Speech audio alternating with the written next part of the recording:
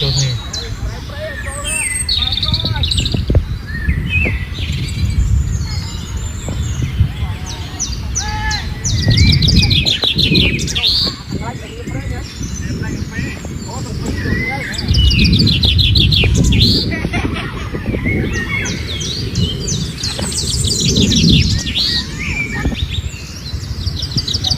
vậy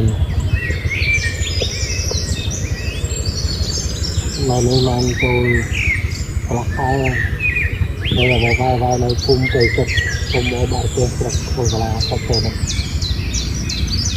vậy tôi mò đúng rồi tôi mò đúng tôi mà thành cái đá lấy thì phải